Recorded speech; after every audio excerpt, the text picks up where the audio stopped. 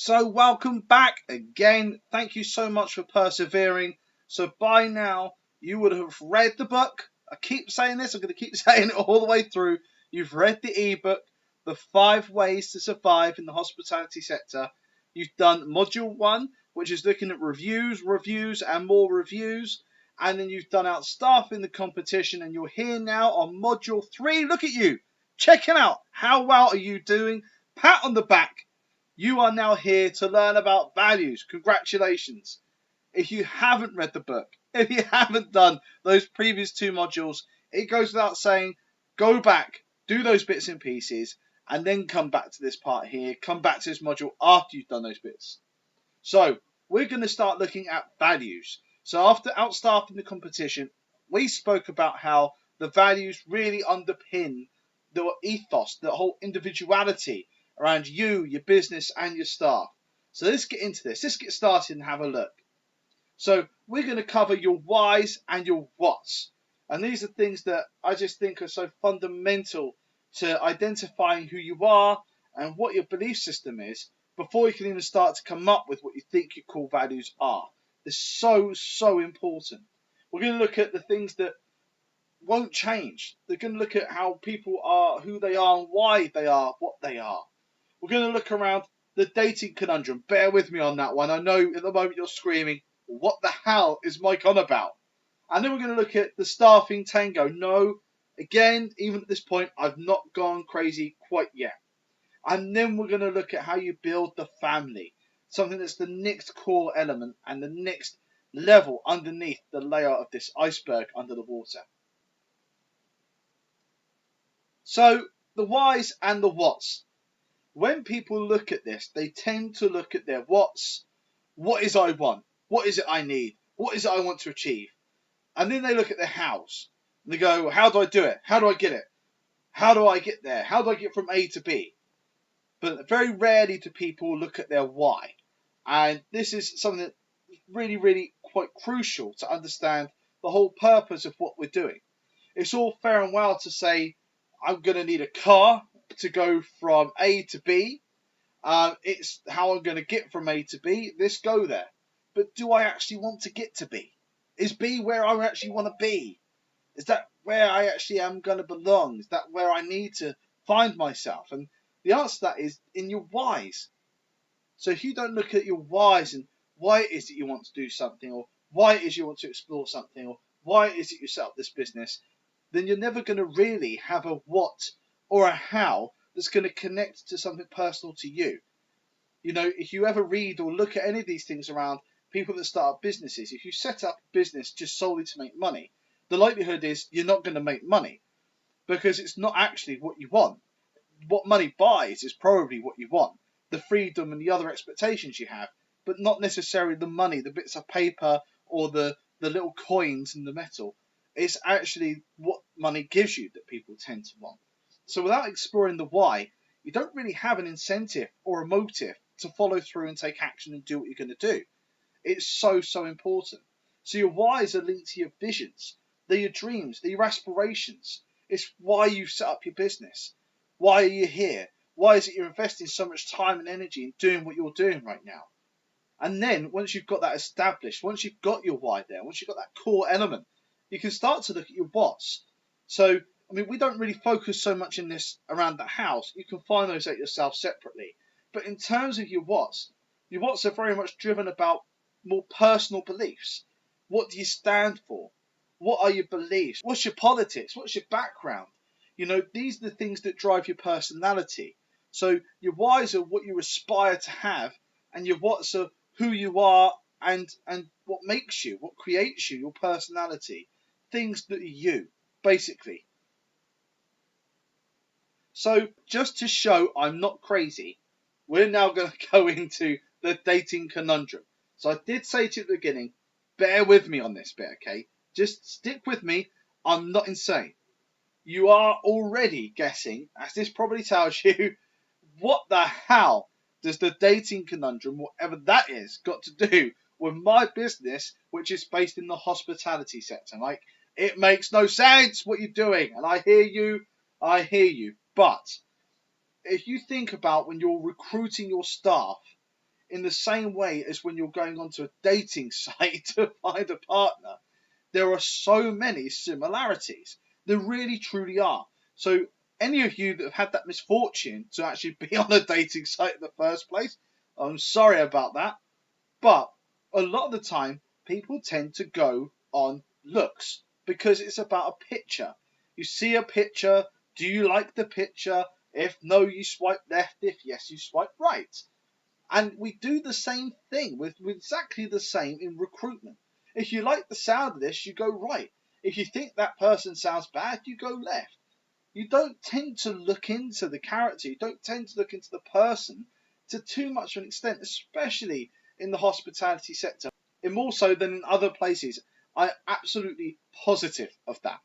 We are not selective at all. It's a case of I need a body to come in, pick plates up, put them on a table, take plates back. That's what I need. If you can walk and pick things up, you're pretty good to me.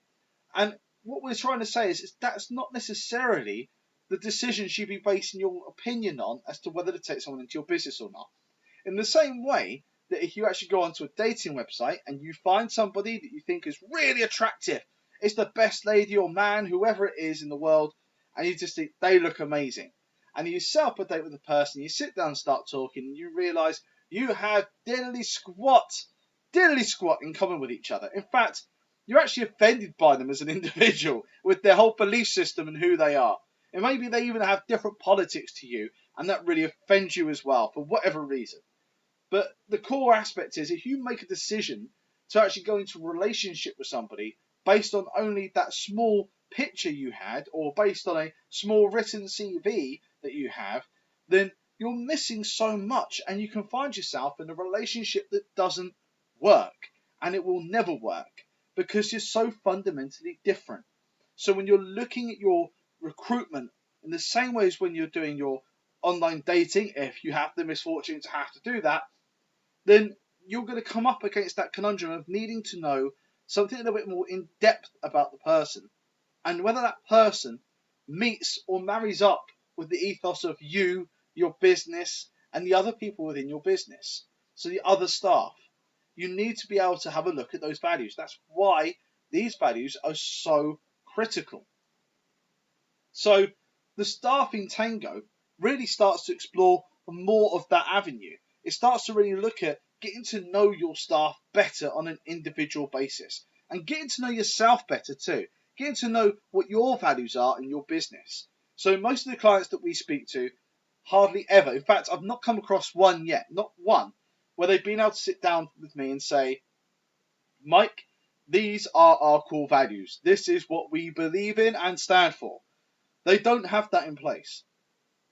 And it's, and for us, it's just insane to think that you can have a business without knowing what anybody is or who they are, and you're all working with each other, and it may be completely a misfit of people that have absolutely zilch in common, don't share any of the same values. In fact, actually some of them conflict with each other, and that will be why you tend to have a lot of frictions in the workplace.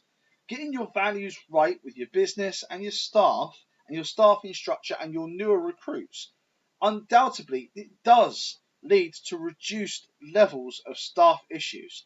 It reduces your time spent on managing the crap, to be quite honest, that you will get with having staff.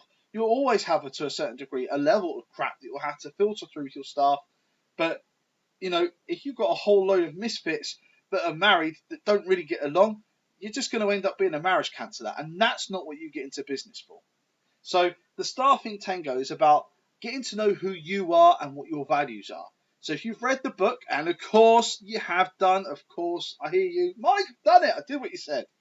Well, you will know that you should be sitting down and should be starting to list out, why is it that I'm here? Why is it that I'm doing what I'm doing? What is it I'm looking to achieve? What are my whys? Can I answer my whys? It could be the fact that you have a young family.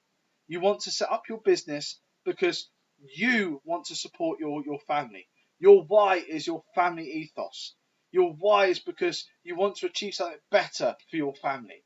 Your why is because you want to achieve a better outcome, better goals, and better vision of a life for everybody within your family. Or perhaps Maybe your why is because, do you know what? You just remember your childhood back in the days in Italy with your parents and the food, the cuisine, the atmosphere, the culture.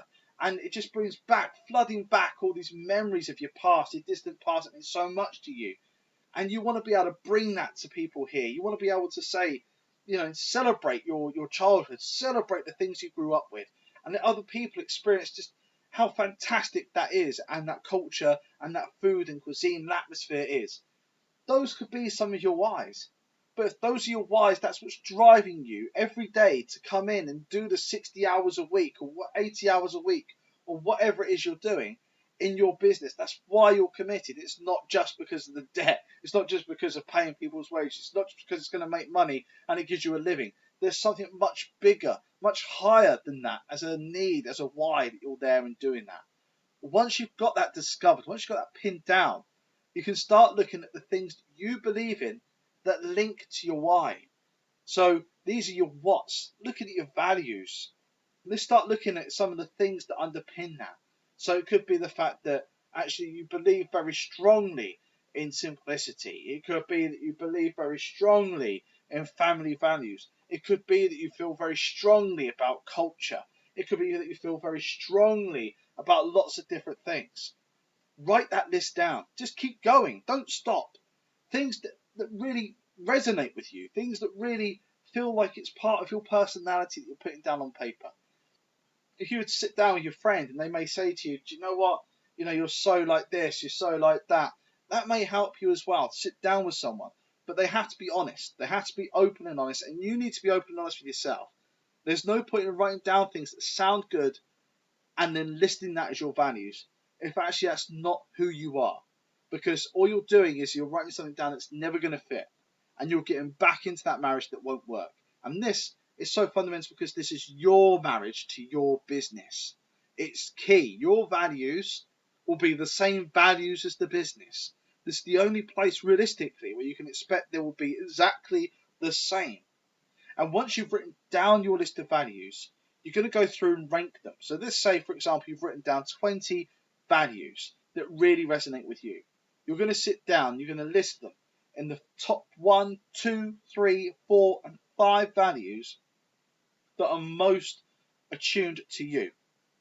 And we're going to take those as your core values. You're going to take those away, and that's going to be your belief system. So everything I do, every time I recruit staff, every time I change the menu, every time I redecorate the restaurant, it's going to be linked and on the basis of those values that you hold dear to you, that you've just written down or are going to write down. And then once you've done that, you can start looking at your staff. So earlier on in module 2, we spoke around doing the staff skills audit. Well, you can also, as part of that, link in the facts around people's values. What are your top 5 values? What is it you believe in? What are the things that are fundamental to you? What is it that you need? What do you need to get out of this? Because remember, this is, you scratch my back, I will scratch your situation. People are going to come to work, yes, but they need to belong, they need to believe, and they need to have something that's going to link to them too. So their values may not be exactly the same as yours. They may not be, and that's great, because you know what? They're an individual. We're all unique. We're not all the same. Remember, that's the whole basis of what makes your staff so important to you and the identity of your business. But at the end of the day, there's got to be something that is actually going to work with and alongside and enhance your values, enhance your business. You can see how these people can link into what you have already there. They will have maybe some of the core elements of what you believe in too. But when you go out and you find your staff and you find new staff and they have that in tune, then you're going to have just so much of a better team. It's the same way as when you say, for example, I remember a client that I went to and they said, well, the chef is just, I don't know what I'm going to do if I don't have this chef. The food that they make is really, really good. It's so spot on to what the menu is meant to be. They were the master star within that restaurant. Without a shadow of a doubt, they were on the pedestal. But ultimately, that person was bringing everybody else down. They were so out of tune with everybody in such a major way that the morale, the culture, the environment, it all dropped to a rock bottom level. And the customers felt that too. Undoubtedly, they were. It's true. And you could sit around and you can say, but this is my best staff member in terms of performance and the other bits and pieces. But it's not about one person, it's about a team. And if that one person is bringing the team down, that one person doesn't fit in that team. And you need to make a monumental decision as to whether you continue to recruit someone who you think is really good at the job, or whether you go and get someone that's good at the job and fits with the team, because the team will be better. I know we've already said it's not one person that makes that restaurant or that hotel or that cafe the place that it's meant to be. It's the group, it's the team, the unique team feel. You're better together than the sum of the parts. And that's the focus of this staffing tango. It's a dance. It's a dance with each other where you're making something beautiful. And that's the focus that you need to have. So have a look at what your staff and your new recruits' values are, and how closely do they match with yours? How closely do they enhance yours? They don't have to be a direct match. And it's important to know that when you set up your core values, these are values that are not going to change. You're not going to say, well, today my 5 core values are this, and in a year's time my 5 core values have changed to something completely different. I've gone for the other 5 on the list. I kind of like those more now. These are your core values. These are meant to be you, your identity in words, on paper, things you believe in very strongly. It's unlikely that those elements are going to change because it's the blueprint of your personality. So if that's the blueprint of you and your business are the same thing, they will not change. They will not change. They will always stay the same. And as soon as you start to change those and lose sight of that, it's the time when you start to lose sight of what the business is meant to be there and doing. You start to lose track of your whys. So moving forward, beautiful pictures here, I've got to tell you. Just a bit of background here. We are massive DC fans, so that's why it's aka Wonder Woman, aka Superman, and aka Batman. But fundamentally, one of my core values and one of the core values of Cavill is family. And obviously, it goes without a shadow of doubt, that is why this forms part of the backbone of the 5 ways to survive in the hospitality sector. And it's all about building your work family.